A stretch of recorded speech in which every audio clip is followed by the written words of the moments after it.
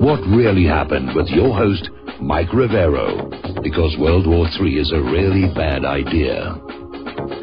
Here is your host, Michael Rivero. And aloha, America. Welcome to our show today. It's Friday, May 5th, 2017. Thank goodness it's Friday. Thank goodness it's Friday. Thank goodness it's Friday. And a happy Cinco de Mayo to everybody on out there, which apparently is commemoration of a tremendous battle that Mexico won. It's not their Independence Day. That's actually in September. Interestingly enough, not everybody's getting all that enthusiastic about it. Donald Trump is skipping the traditional Cinco de Mayo celebration at the White House and basically saying that it's not historically important to the United States. And this is one of the things I'm actually in agreement with Donald Trump about, because the White House represents basically the political center of the United States of America, and I think the White House should observe American holidays and pull back from all this globalist multi-whatchamajiggas thing that they're doing here, that they have to celebrate everybody's holidays. Remember, as Teddy Roosevelt said, foreigners are welcome to come here and become citizens, but understand they're moving to this country. They're not bringing the old country with them, and they're certainly free to celebrate holidays in their own homes and their own communities, but it's a little unrealistic to expect the entire nation to get excited about every single holiday that's brought in from another country. Next, we'll be out there in the town square dancing in circles and sacrificing a live goat or something like that. Now, turning to more serious news. Oh, and of course, a reminder, yes, the lovely Lady Claire will be joining us in hour number 3 of the show today, and we've got so much stuff to be talking about. Let's start with North Korea. The Armada continues to grow. There are, of course, the U.S. fleet centered around the Carl Vinson.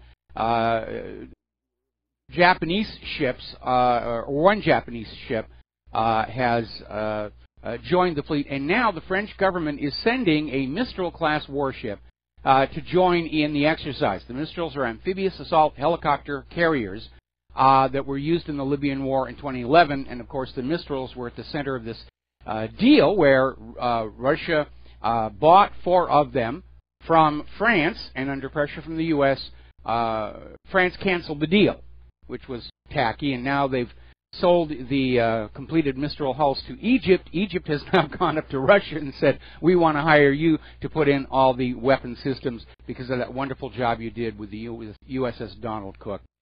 It doesn't look like anybody's backing down from this confrontation in North Korea, which is making everybody here in Hawaii nervous, especially with all these articles in the newspapers about when North Korea attacks, the Hawaiians are only going to have a few minutes to get into a shelter, as if we actually had public bomb shelters here, which we don't. But now North Korea's government is accusing the CIA of a plot to assassinate Kim Jong-un in a poisoning attack, a decapitation strike. So the accusations are flying back and forth, and I'm not saying that the CIA does not carry out assassination attempts. They have, it's a big part of their history, and poison is one of them. They tried to get to Fidel Castro that way, but in this case, I have to say North Korea is definitely stepping over the line into a little bit of paranoia, which again doesn't mean that the CIA doesn't want to try and kill him, but it's just more accusations here. Now, speaking of accusations that are really out there, Fox News, which is now shifting hard over to the left and the war agenda, is now quoting the Pentagon as saying there may be a connection between Iran and North Korea.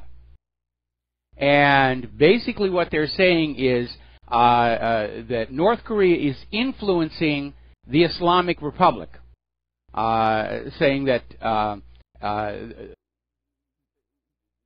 Iran attempted to launch a cruise missile from a midget submarine earlier this week, which the Pentagon says is based on a Pyongyang design, the same type that sank a South Korean warship in 2010. And so apparently the thinking is it's a metal tube, it's round on the front, it's got a propeller on the back, and a little sail thing in the middle. Oh, that's definitely got to be a direct influence there. And of course, we know that story about North Korea sinking the South Korea warship in 2010 was another war-starting hoax. The blueprint for the torpedo North Korea was using did not mechanically match the remains of the torpedo brought up from underneath where the Chosun sank.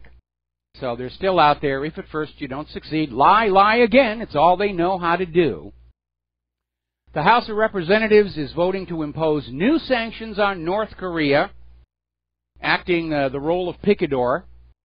They voted 419 to 1 to target North Korea's shipping industry and people who employ North Korean slave labor abroad, because, as you know, the United States has a huge slave labor industry now in those prisons, and boy, oh boy, you better not cut into our action on that one here. And the bill is also demanding that the Trump administration report to Congress within 90 days on whether North Korea should be reinstated onto the government state sponsors of terror list. Doesn't mean North Korea has to actually be caught sponsoring state terror. Just put them on the list, and that's more sanctions and more punishment. We're going to do a quick shout-out to our on-air affiliates who are just now rejoining our network. Now, the House of Representatives passed another bill establishing control over the Russian Far East ports. Basically, the U.S. has now said they are going to stop and inspect ships in the Western Pacific in international waters to make sure that everybody is obeying the U.S. sanctions against North Korea. Russia is rightfully standing up and saying this is a violation of international law. The only ports and the only ships the United States has authority to stop and inspect are American ports and flags, ships that are flying the flag of the United States. And they're basically saying, in effect, the U.S. is declaring a naval blockade on the Western Pacific, and that actually counts as an act of war. And again, remember, who's doing all the aggressive actions here? It's the United States. Now, getting on into Syria, as you know, Russia, Iran, and Turkey came up with a deal to establish safe zones inside Syria to try and slow all of this nonsense down. And Ron Paul is out there saying maybe the killing will stop. That would be really kind of nice. But Russia just upped the ante by saying that these Syria safe zones will be closed to U.S. coalition jets. In other words, the established safe zones, the U.S. is being told, stay out. You are not allowed in there. And, of course, the U.S. is not going to go along with that. The U.S. government thinks they have the right to bomb anybody anywhere because we're the good guys and they're the bad guys, and you know, all of these other countries, they have evil intention, and we just have to bomb them until they love us again. But Russia does have, and for that matter, so does Syria, a legitimate reason to ask the coalition jets to stay outside certain boundaries. First of all, the coalition is not welcome in Syria by the Syrian government. They don't have Syria's permission to be anywhere in Syria at all. And the Pentagon has finally officially acknowledged that, yes, they blew up a mosque in Syria's Aleppo province full of worshiping Muslims. The U.S. had insisted it was a terrorist meeting and claimed the mosque was intact after the airstrike, despite video evidence. In other words, they dropped a magic bomb that just passed right through the walls of the mosque, killed everybody inside, but didn't disturb the architecture. Actually, the only weapon that does that is a neutron enhancement weapon. But the mosque actually was destroyed. And the U.S. government has a terrible, terrible record of claiming to be bombing ISIS and Al-Qaeda and blowing up important Syria infrastructure. So Russia has a legitimate reason for asking the United States to stay out of the safe zones, which I don't think the U.S. is going to do. And apparently they're saying the safe zones will probably be in place by May 22nd, unless something else happens, which unfortunately does seem to be in the wind. Once again, they're going to send a new international probe into Idlib to confirm that it was Bashar al-Assad who used sarin gas on his own citizens, and stop asking us why he would do such a stupid thing. Assad is a stupid man. Only Western governments and only President Trump are smart and intelligible and make sense, and all these countries we're attacking are led by people who are totally insane, crazy, and they just do things like this just for the heck of it. That's the new counter propaganda coming on that one. But again, experts that are not politically compromised have come on out and said the evidence that sarin was used there is thin to the point of transparency, and that's backed up by the videos coming out of Idlib showing these supposed first responders handling the victims without any protective gear other than a face mask. And if you know anything about sarin gas, somebody who's been killed with sarin gas, they are still very, very toxic. If you touch them with your bare hands, you are going to die. And we're seeing the media crank up on Syria. Assad is bad, we are good, Russia's bad, so forth and so on. Over at Pace Magazine, they're saying, let's just call Western media coverage of Syria by its real name. It is propaganda. And basically, this guy makes a very interesting comment in here, and it almost ties into what Colbert said about Trump the other day. Basically saying they're making up all these lies, and they're lobbing cruise missiles and sending armadas and dropping Moabs. And this is a direct quote from this article. All of it to quell suspicions that the president's undersized hands might reflect a certain priapic compactness, which is a very polite way of putting it. And I would hate to think that that was the reason Trump decided to go along with the war agenda, but people at the top of empires, there are no restrictions on them. Look at how wacko Caligula got. Now, more concerns are being expressed about the white helmets being a propaganda arm of ISIS and Al-Qaeda. And there's an article out of 21st Century Wire where Vanessa Beeley is basically interviewed by Rhymes Media Group and saying the white helmets are part of the terror group, and they are part of the propaganda mechanism. And we've been hearing from people on the ground in Syria that the white helmets are going through the motions that normally accompany one of these false flag gas attacks. And it looks like this next one's going to be really, really big, because we had that report about how Al Jazeera was actually hired to go on in and film this attack simulation. And they've got huge numbers of people. They've got like 30 ambulances and fire trucks. It's going to be a huge set for this. And here's where the story gets a little bit weird. Over at the Free Thought Project, they're reporting on a very unpleasant incident at a hospital in Idlib. Somebody broke into the morgue and stole 23 bodies of dead children. I think it's the set decoration department. They're still being embarrassed by that video from the last Idlib hoax where they pan the camera over the dead children and then the camera moves back momentarily and you can see one of the kids opening her eyes to see if the camera's gone by. Well, they're not going to take that chance again. We need real dead kids this time. And so these children, their bodies were stolen from the refrigerators at the hospital morgue. And unless the white helmets have their own refrigerated storage, it signals that the false flag is going to have to be staged really quick before the bodies decay to the point where nobody is going to believe it's a recent death. But they're going to do it again. They're going to do another false flag, and the U.S. is just going to go on in. Because that's how the U.S. has been operating since the end of World War II. Fantastic lie about an enemy government followed by invasion, overthrow, regime change. That's their methodology. And apparently it doesn't bother them that the entire world now understands that's what the U.S. government has been doing. So, the U.S. is delivering more military aid to Lebanon. Earlier today, they delivered over 1,000 machine guns to Lebanese security forces in order to fortify security along Lebanon's border. Well, Lebanon borders a lot of different countries, but I think they're talking about the Syrian border.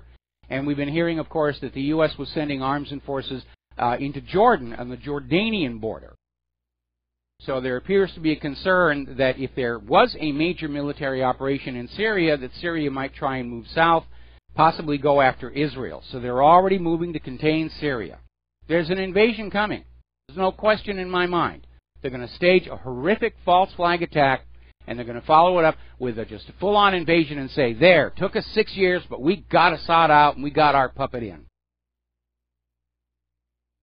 Apparently, the U.S. is advancing the sale of warheads and precision-guided missiles to Saudi Arabia as part of the additional military and intelligence assistance to Saudi Arabia's intervention in Yemen on behalf of the United States.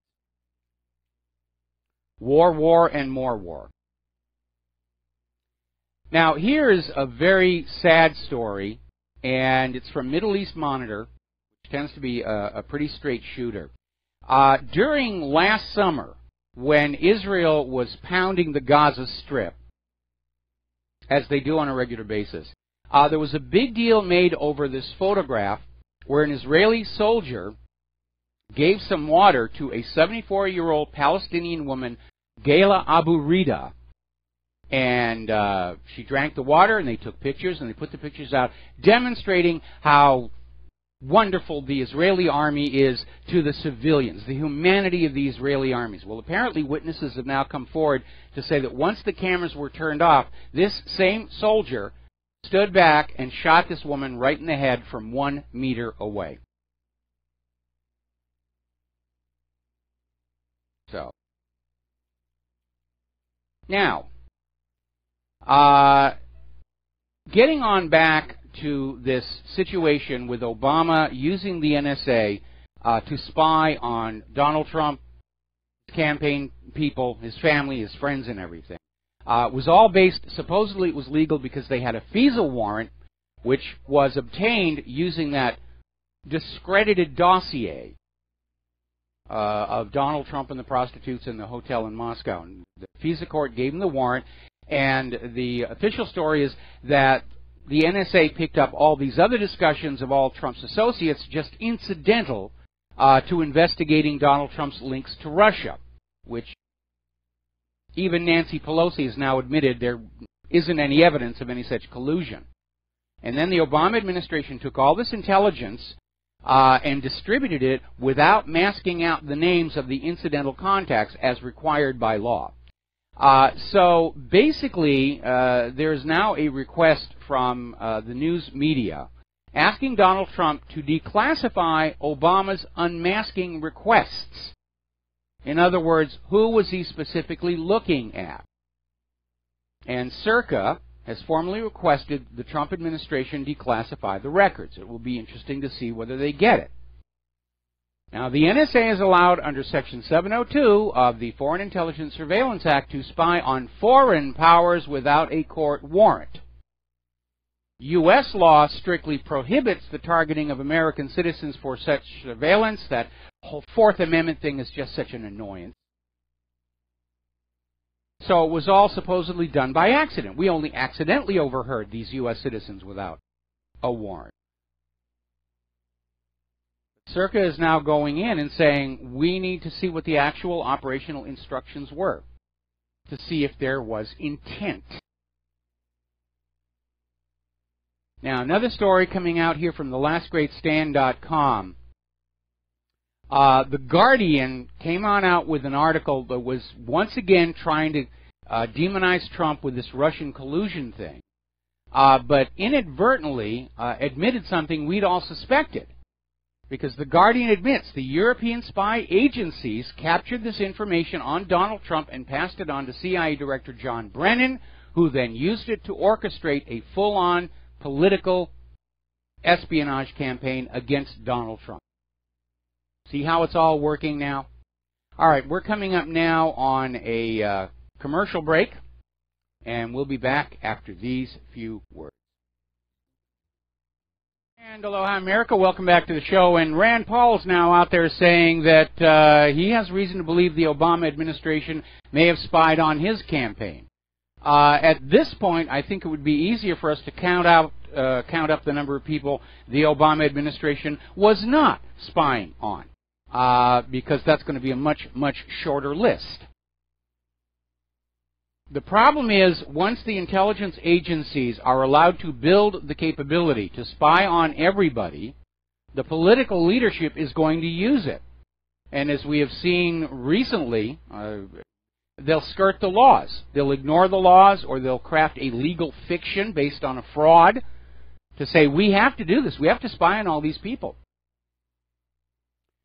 Now, Huma Abedin is back in the news, and I'm starting to wonder if Hillary is actually planning to throw Huma under the wagon and offer Huma up as a sacrificial piece of meat in order to save Hillary's own sorry rear end. But Director Comey is still out there trying to protect her. And they made a big deal of the fact that Huma Abedin actually went for a walk outside in New York, and the cameras were following her along. I even saw that on Fox News. But basically, one of the things Comey admitted to when he was testifying before the Senate committee was that Huma Abedin was regularly forwarding these classified documents to Anthony Weiner's laptop. And apparently the story that they shared the laptop, that's no longer operative. Apparently she did have her own machine. This was Anthony's laptop. And she's out there saying, well, I just sent them over there to print. And Comey said that they chose not to prosecute her because investigators could find no evidence of malintent. Now, FBI Director Comey is obviously ignorant of Title 18 U.S. Code Section 793, Paragraph F, which clearly states intent is not required. Title 18 does not punish what you want to do. It punishes what you do, exposing classified information on unsecured media, which the instant it passed outside of the secure computer facility onto Anthony's laptop, which is unsecured, the violation had been committed. And the reason for it is irrelevant. Now, we know, going on back and looking at the email server scandal, there was information found on that server that was special access compartmentalized that is normally kept on air-gapped private government computer networks that are not connected with the outside internet. The only way that information could get from that secured network to the email server is somebody had to walk it out of the secured network on a flash drive. And that definitely shows intent on that point. But again, we don't need it. Now, an interesting story coming out of 12160.info is revealing one of the reasons Comey may be working to protect Huma Abedin and, by extension, Hillary Clinton. Because apparently a review of Comey's professional history shows that he's deeply entrenched in that big money corruption of Washington, D.C. And he had a lot of professional relationships that were all undisclosed to the public when he announced the Bureau would not prosecute Clinton. And this concern focuses on millions of dollars that Comey accepted from a Clinton Foundation defense contractor, Comey's former membership on a Clinton Foundation corporate partners board, and a surprising financial relationship with his brother Peter Comey, who works at the law firm that does the Clinton Foundation's taxes. So there's a little bit of a conflict of interest there. And there is, remember, that little aspect that back when HSBC was caught laundering money for drug smugglers, read CIA, Comey was on the board of directors and had to have known what was going on. All of this, the Clintons, Comey, all of it, centers around that CIA drug smuggling enterprise going all the way back to Arkansas in the mid-1980s. We got to take another break for commercials, got a caller waiting on the line, and we will be right back. And aloha, America. Welcome back to our show. We're going to go to the phones here. Lou in Canada, aloha. Welcome to the show. What's on your mind? Mike? Yes, you're on the air. Oh, actually, California. Oh, I'm sorry. My mistake. Guten Morgen. Wie geht's Ihnen? Gut, Naka. Hey, Mike, I was wanting to ask you, do you know a way I can find out who my congressman is over in my district? Because I still have no idea who won the election in my district in November. Well, basically, you can go to congress.org and type in your zip code, and that will be able to fix it for you. Yeah, because I don't know, when you feel like calling, I don't know if you could do this. You call your congressman, whoever it is, or your senator, and tell them how you feel about a certain issue that they're going to be voting on, and tell them, I'd like for you to, vote yes or no on this and stuff, because like I say, I don't know who my congressman is over there in this district, so I don't know how much value do you put, like, for example, this thing going on in Syria and North Korea, about, hey, I know I understand that they already voted for the sanctions on North Korea. But, unfortunately, now that the elections are over and they're getting their money from the special interests, and the elections are basically rigged anyway, I'm afraid our representative government does not represent the American people anymore. And a lot of people have come to the conclusion that complaining to their members of Congress is basically a waste of time and effort, with few exceptions. I mean, obviously, Tulsi Gabbard, again, I don't agree with everything she says, but she seems to be speaking her own mind a lot more, and that certainly is a very rare quality in Washington, D.C. We certainly thought we were getting a president who was going to follow his own mind and his own lead, but we certainly did not. No, and they basically, they've been compromised, and it's just that I see these things going on, and like I called you some time ago, and we just gotta do something, instead of just sit around and listen to all these things that are happening and everything, Well, it's this strange political reality. Again, I really do not want to see a violent revolution or civil war in this country. But again, back to John F. Kennedy, those who make peaceful revolution impossible make violent revolution inevitable. I'm remembering there was that book, 100 Things to Do Waiting for the Revolution, and there was a quote in there by, I think the author's name was Claire Wolfe, who said, we're at that awkward period in history. It's too late to work within the system and too soon to shoot the bastards. And then she came on out later, I think it was just a few years ago, and said, no, it's time to start shooting the bastards. Yeah, because I don't know how close we are for that to be happening, Well, I don't want to see it happen. I hate to be a stickler on that, and I'm drawing a lot of heat in the email and everything saying, what is wrong with you? It is the time, and I really can't go along with that. I think the Gandhi approach to it, finding a way to de-link, pull away your support. Certainly, we have the freedom to shout to the rest of the world that we, the American people, are not on board with all this insanity coming out of Washington, D.C. And just hope, work toward a Soviet Union-style collapse of our central government. Yeah, because it's a disaster that's coming if we let it happen that way. And like I tell you the other day when I called you, I've been praying that things don't get that far. That's why I'm trying to see how I can do something. Maybe a little difference can be made here, or maybe we can bring this march toward this next war to a halt and everything. And I speak as a veteran. Say that, an Army veteran. Well, I mean, that was certainly the hope of all of us who were trying or supporting Donald Trump, is that if we could prevent Hillary Clinton from getting into the White House, that we would break this cycle of endless war. And unfortunately, we're all sharing our disappointments on that one. Yeah, and I tell you, I don't regret not having voted for Hillary. There were other candidates out there, of course. Well, again, if they hadn't stolen the nomination from Bernie Sanders, I probably would have supported him rather than Donald Trump.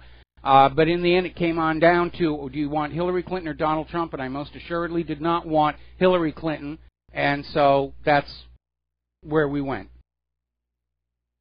And this is where we are at today. Yeah. Nothing has really changed. But maybe there's hope out there somewhere. Like, all right. Okay. Well, thank you very much. Avita's name, man. Take care. All right. Avita saying we're going to switch over to Mark in North Carolina. Aloha, Mark. Welcome to the show. What's on your mind? Hey, how you doing, Mike? I'm doing good. Good. Two things. One, you actually think Russia's going to just step out of the way and let the United States invade Syria? Or you think? No, I don't. Russia, and for that matter, China, and for that matter, all the other nations that are not currently under U.S. domination, they see what's happening, and they're realizing that appeasement of the United States is not going to work any better than when Neville Chamberlain was kissing up to the Nazis. It didn't work, and so at some point there's going to be a line where they say, all right, this is it. If you push any further, we're going to be having to go to war because the alternative is we're all going to get conquered and brought into this new world order, which is actually kind of a lousy idea. Yeah, the other thing is I want to tell you and your audience, you want to see a really awesome movie, see The Promise. I mean, it was really heavy, and the reason I mentioned this in conjunction with Syria, because a lot of the same cast of characters are involved in this, including, of course, the Turks, who wanted to actually, who attempted to actually wipe the Armenians from the face of the earth. Yeah, but don't you dare call it a Holocaust, because then Israel will sue you for trademark violation. Yeah. Well, that's another thing, too, is what you've got today is so strange. I know you're an atheist yourself. I'm not. I believe in God, but I'm not a religious, not in any organized way. That I think there is a God and there is an evil in this world too. Mm-hmm. When you really look at what's going on in Syria, where you see the Turks trying to establish again the Ottoman Empire, the Saudis, the United States, and the Israelis, all actually allied to try to get rid of a good man in Bashar Assad, lining up against another good man in Vladimir Putin. To me, the best statesman probably since Churchill. And I have to be very honest. I hold Putin higher in esteem than I do Winston Churchill. If you dig in a little bit, I mean, look at some of the stuff Churchill did earlier on, like in the Boer Wars and everything. Again, I understand people at the top of a country have to make some very, very difficult decisions, but in this case, motive does come into it. And what we're seeing, certainly from the U.S.-centric Western world, it is embarked on a mission of global conquest. And I think, not to make excuses for Donald Trump, but I think when he got into the Oval Office, all of the top economists and military came on in and said, here's the reality. If you stop this war plan, the United States will collapse. Because right now we don't have enough manufacturing, and nobody wants our GMO agriculture. If we do not go out and conquer other people's wealth to keep the private central bankers happy, then we're going to implode and go away.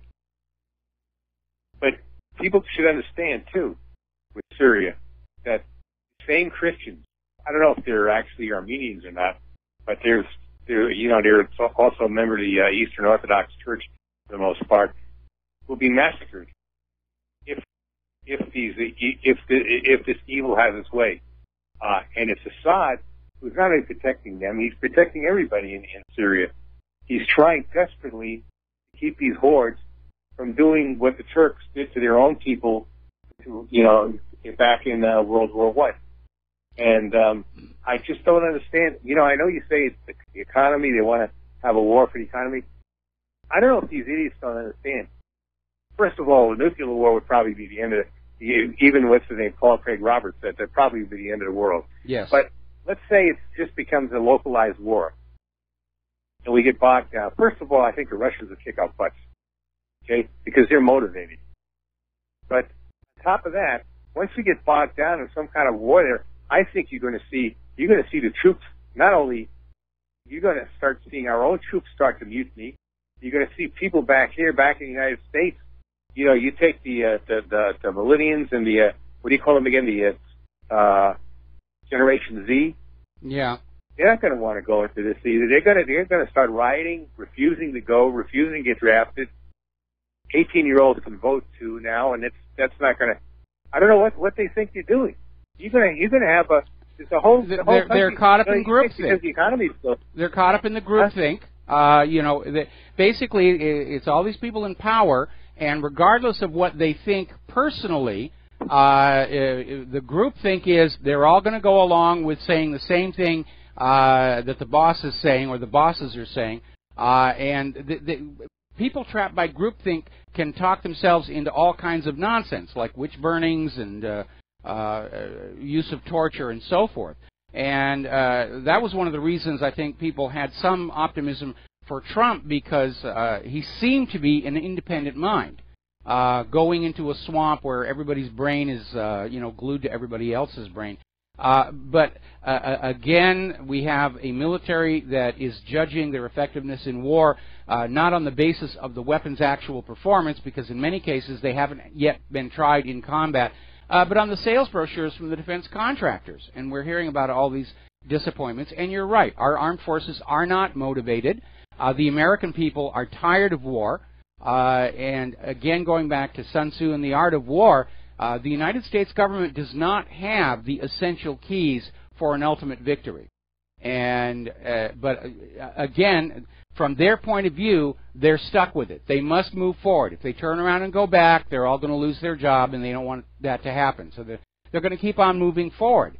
And I imagine when the United States does lose the war, they're all going to look really, really surprised and say, what the heck happened?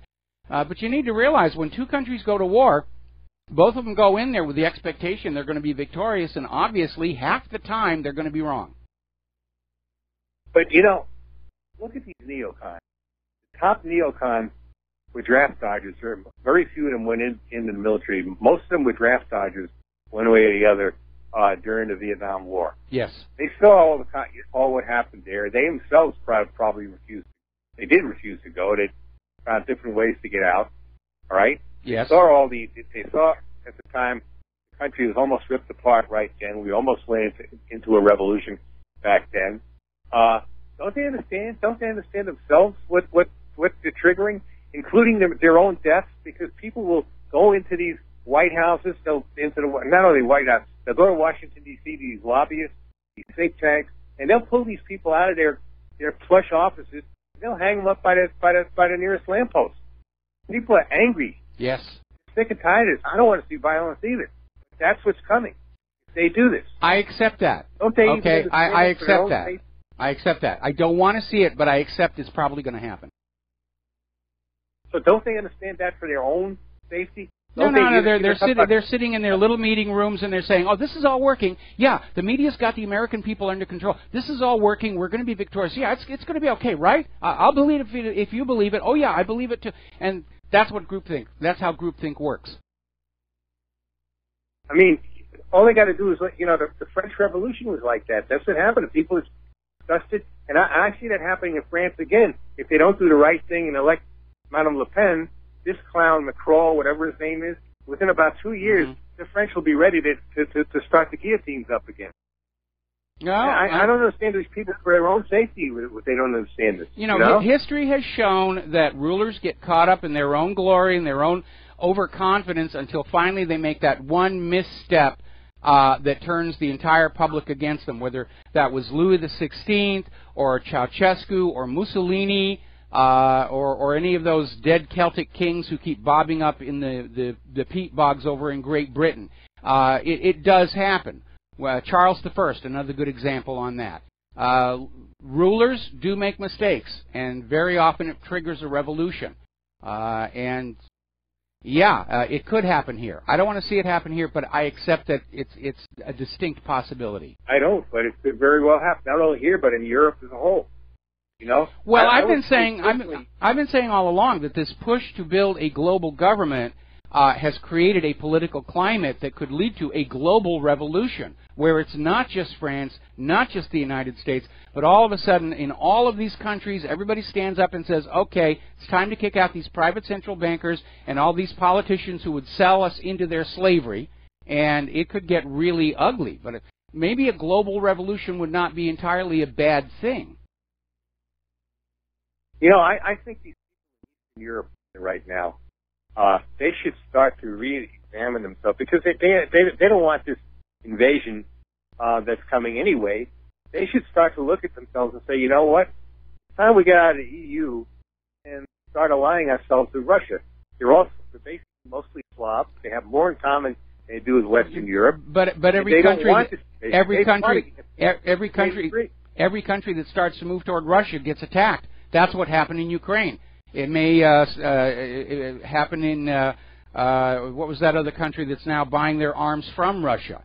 It's not that they want to stay with the West. They're afraid of the consequences of trying to break free from the new empire. But at some point, the myth of the empire's invincibility will be shattered, and that will be the beginning of the end. That's what happened to Rome. When they lost those 3 legions up in Germany, the myth of Roman invincibility was shattered, and provinces started breaking away on the outer edge. They couldn't keep paying their debt and supporting the bread and circuses without those tax revenues from the outlying frontier, and Rome fell.